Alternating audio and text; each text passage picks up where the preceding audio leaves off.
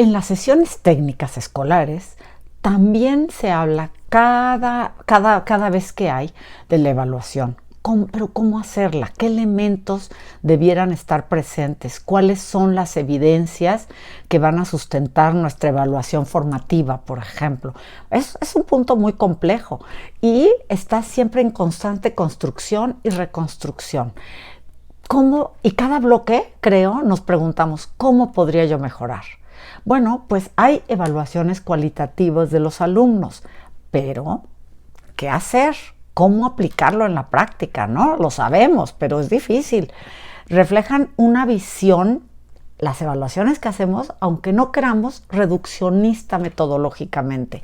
Entonces, ¿cómo ampliarlas? Bueno, pues el proceso de aprendizaje que buscamos en las aulas es de ambientes colaborativos y aprendizajes significativos, ¿no es cierto? Bueno, pues como docentes incluimos desde nuestras prácticas cotidianas actividades como por ejemplo aprendizaje basado por proyectos, ABP, ¿no?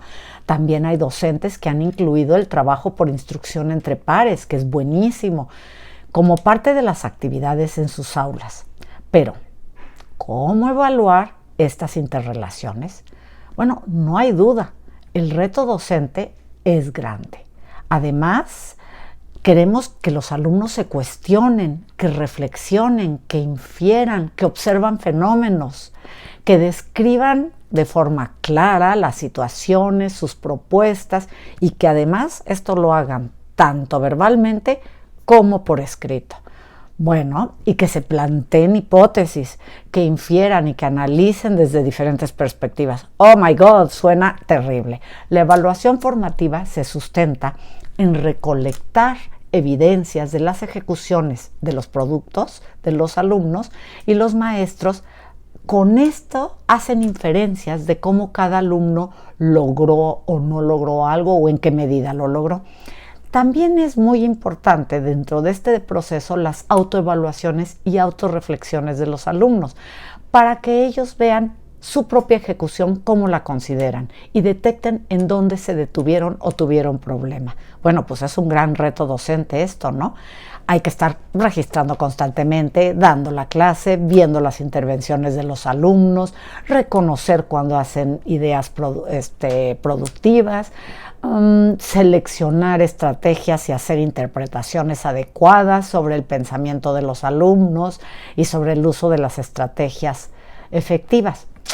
Una forma de hacerlo es cuando organizamos en las aulas conversaciones evaluadoras, conversaciones dialógicas.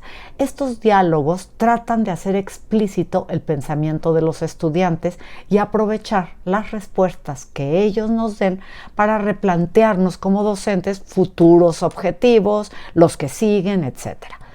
Por otro lado, una gran cantidad de investigaciones como la de Rasmussen et al. En 2008 han incursionado en averiguar qué tipo de construcciones discursivas utilizan más bien los docentes que promueven aprendizajes en donde forman alumnos críticos. Estas investigaciones han puesto en 4 categorías de aprendizaje los discursos, y son ecos, preguntas, comunicaciones y gerencias. Para ejemplificar lo anterior, propongo hacerlo desde el área socioemocional y con un libro, ya ven que eso me encanta, El oso contra el reloj, de Jolivet Fromental y de Editorial La Manuta, que es la historia de un oso que no sabe leer el reloj, que no comprende el manejo del tiempo y nunca llega a tiempo y se mete en muchos problemas.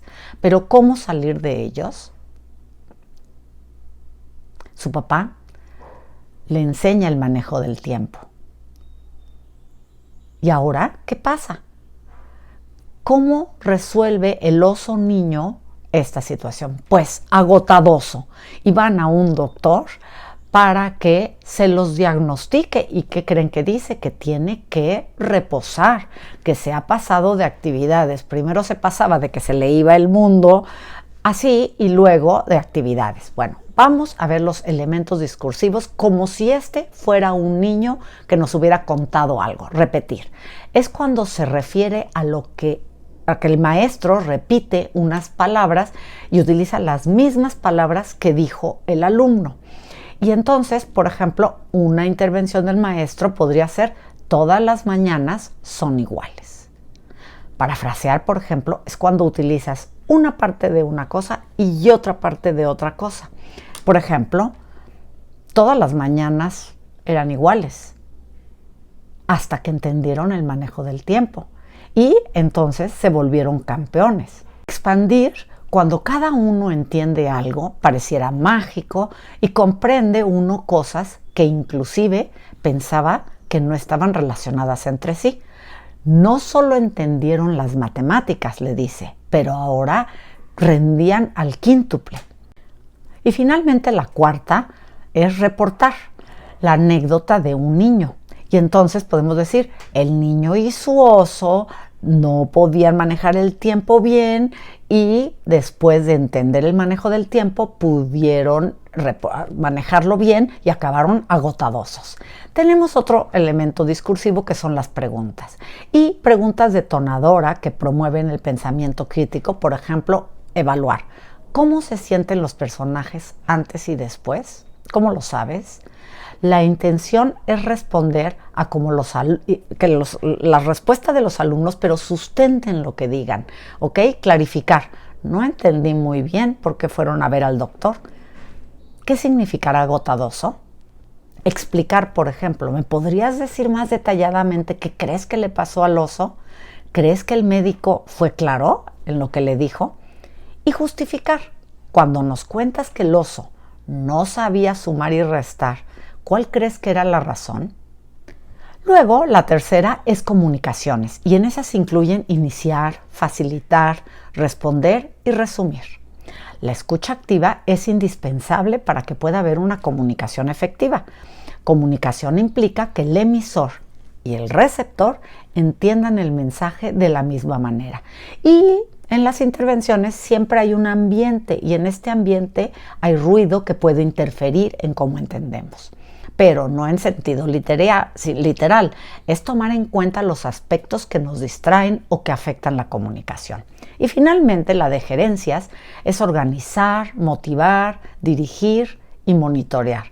Cuando los alumnos se sienten motivados a compartir, pues se sienten escuchados desde una mirada horizontal, dialógica, respetuosa y empática, y estarán en un ambiente seguro que les permite expresar sus dudas, preguntar sus creencias, compartir con sus pares y con los maestros, y se promueve un ambiente dialógico desde un pensamiento crítico, que debería ser la base de todas las interacciones.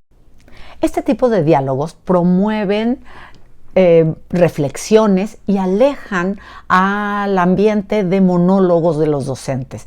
Utilicé un ejemplo muy sencillo con un juego lúdico que hice con ustedes con un cuento, pero para que vean en el área socioemocional qué tipo de preguntas, qué tipo de maneras puede uno cuestionar a los alumnos y así formar alumnos críticos. Espero que este video les ayude en su práctica cotidiana. En la siguiente cápsula compartiré con ustedes dinámicas que promuevan, por ejemplo, la construcción del pensamiento crítico. Y es importante, puse este ejemplo socioemocional, pero realmente aplica para todas las áreas. No importa de qué materia, nada, tenemos que construir ambientes críticos. Y si les gustó la cápsula, denle like y hasta la próxima.